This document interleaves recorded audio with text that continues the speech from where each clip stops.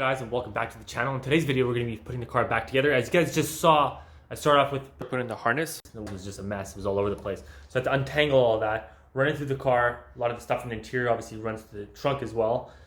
The stuff from the engine bay also wraps around and goes into the through the firewall and on the driver's side. So started organizing all that, seeing exactly what I needed, what I didn't need anymore. Put the stuff from the interior and brought it all the way to the trunk. And then from the trunk I had to reorganize. And one thing actually that I forgot to order is a new fuel pump. The fuel pump is on its way, but I already put the fuel tank in.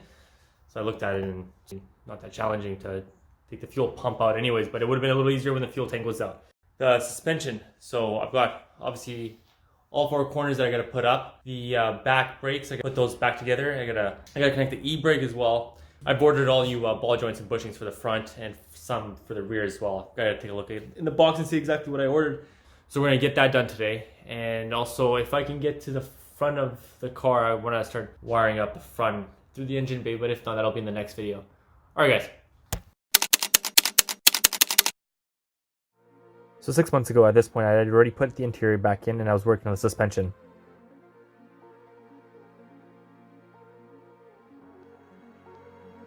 What I've found about the rear brakes together is start from the top, go away around.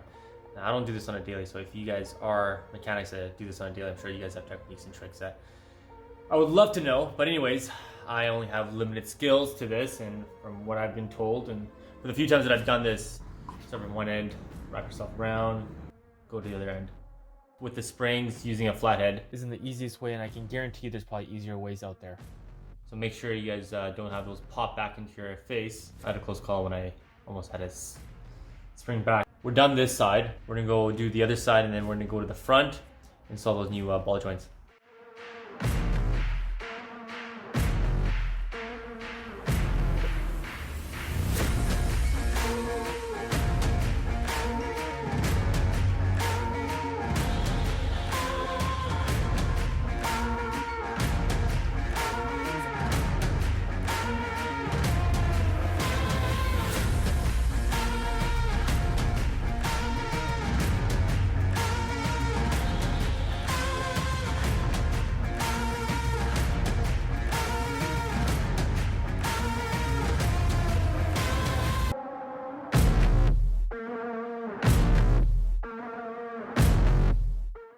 So both sides are up, all new ball joints are installed. The only thing I'm realizing is the steering rack column ball joint has a little clip here that I guess holds the grease in. Well, that all popped out as soon as I put it on and started tightening it up. You could hear the grease all oozing out. So anyways, I don't know if I need a new piece or a new clip and re-grease it.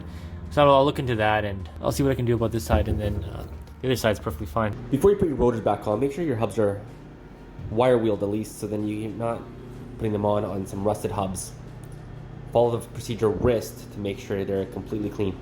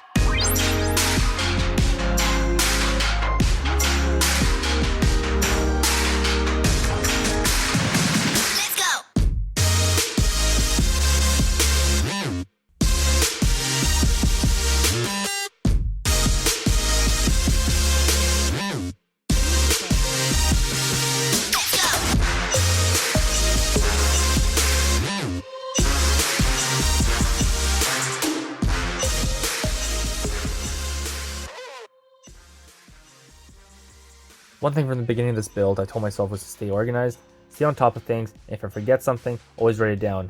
Label things, just little things to keep myself on track.